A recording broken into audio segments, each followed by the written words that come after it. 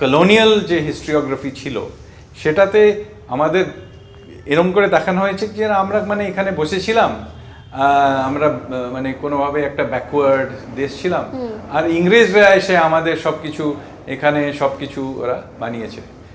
কলকাতা ওরা বানিয়েছে, রেলওয়েজা ওরাই দিয়েছে, ওরাই সোশ্যাল রিফর্ম করেছে, আমরা এখানেই এমনি বসেছিলাম। তো এই যে একটা আমাদের ভেতরে ঢুকিয়ে দেওয়া হয়েছে, এইটাকে বের করার জন্য আমাদের নিজেদের ইতিহাসটাকে নিজেকে লিখতে হবে। তো এটা চেষ্টা।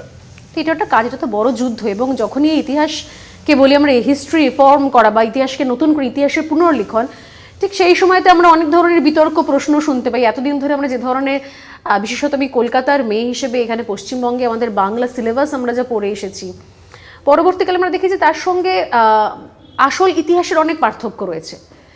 মানে সামান্য আমি একটা উদাহরণ কথা প্রসঙ্গে আপনি বলছেন, তাই তিতুমির বাঁশের কেল্লা বানিয়ে নাকি দেশের সঙ্গে ইংরেজদের সঙ্গে যুদ্ধ করেছিল, এইটা আমাদের ধারণা ছিল, আমাদের লেফট আমলে সিলেবাস এরকম করে পড়ানো হয়েছিল।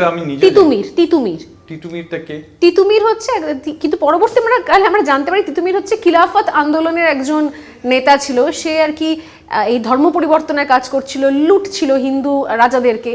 তো তখন সেই সময়তে হিন্দু রাজারা ইংরেজদের কাছে, দেখুন এটা আমি নিজেও জানি না তুমি কেন কি এটা মনে হয় এটা ইতিহাস, এই ইতিহাসটা মানে আমার আমলেও ছিল না, আমরা যখন ছোটবেলা ছিলাম পরবর্তীকালে এটাকে রাখা হয়েছে।